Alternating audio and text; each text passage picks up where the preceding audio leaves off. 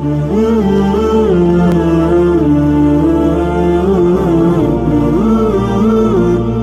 2.5% حصہ جب غریبوں میں پہنچتا ہے تو یہی غریب شخص اس مال کو اور آگے پہنچاتا ہے. سماج کے اندر ترقی کا باعث بننے والی چیز زکات ہے، اور اسی چیز کو ہم نے روکا ہے. وجہ کیا ہے جانتے ہیں؟ پہلے دور میں یہ ہوا کرتا تھا حضور علیہ السلام کے دور میں کہ اجتماعی طور پر زکات ادا کی جاتی تھی. اجتماعی طور پر معنی یہ ہے کہ زکات کو ایک جگہ جمع کیا جاتا تھا، اور اس ایک جگہ جمع کر کے جہاں جہاں مستحقین ہیں ذمہ داران ان مستحقین تک پہنچاتے تھے. آج ہمارے یہاں معاملہ یہ ہو گیا کہ اگر ہماری 10,000 کی زکات نکلی ہے تو 2500 میں نے فلاں مدرسے میں، 2500 فلاں دارالعلوم میں، 2500 فلاں کو، اور 2500 فلاں کو، 2500 کھا پی کے برابر، وہ 2500 کھا پی کے برابر. اور سماج میں ان لوگوں کی زکات وصول کرنے والے ان لوگوں کی تعداد آج بڑھ چکی ہے. آپ کی زکات لے کر کھا پی کر برابر کر دیتے ہیں. زکات کا مقصد یہ تھا کہ سماج کے ان غریبوں کو زکات کے مال سے کاروباری سہولیتیں مہیا کروا کر انہیں اس لائق بنایا جائے کہ اس رمضان سے آ کر اگلے رمضان میں وہ خود زکات دینے والے بن جائے.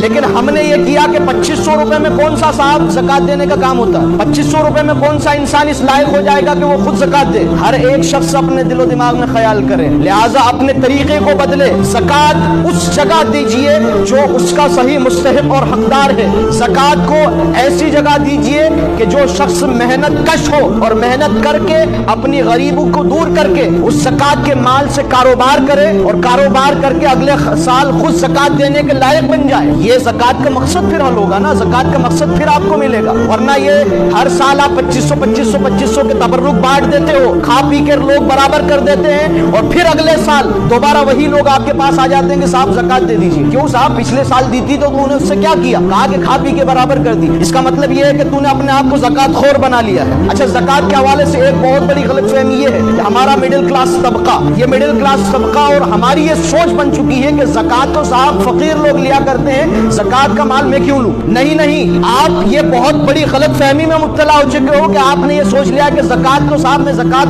اپنے نفس کے ساتھ نہیں ہے تو میں برا کر رہا ہوں. زکات کا مال سماج کے اندر برائیوں کو ختم کرنے کے لیے ہے.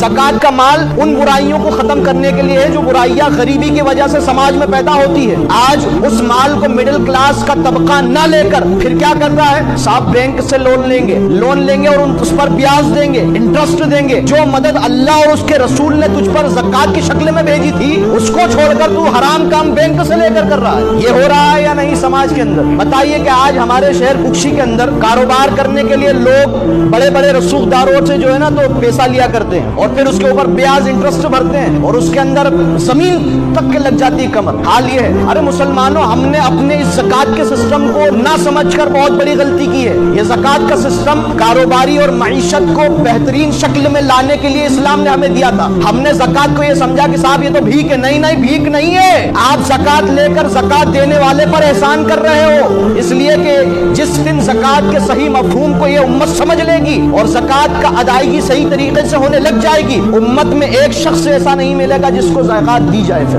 ہمارا یہ معاملہ ہو گیا کہ ہم نے اپنی سوچ اور اپنی عقل کے ترازو میں اسلام کے پیمانوں اور اسلام کے احکامات کو تولنا شروع کر دیا. یہ بہت بڑی غلط فہمی ہے. مڈل کلاس طبقہ ہو یا اچھ استر رکھنے والا مالدار طبقہ ہو، اگر اس کے اوپر زکات لینے کے لائق ہے وہ، تو آپ زکات ضرور لیجئے اور زکات لے کر اپنی کاروباری حالات کو ٹھیک کیجئے. اس لیے کہ آنے والے وقت میں کاروباری حالات کی وجہ سے ہی آپ بچھڑو گے اور آپ برے حالات میں جاؤ گے اور جا رہے ہو. اللہ تبارک و تعالی رحم فرمائے اس امت پر اور اس قوم پر. اللہ تبارک و تعالی زکات کے صحیح مفہوم کو سمجھنے کی ہمیں توفیق عطا فرمائے.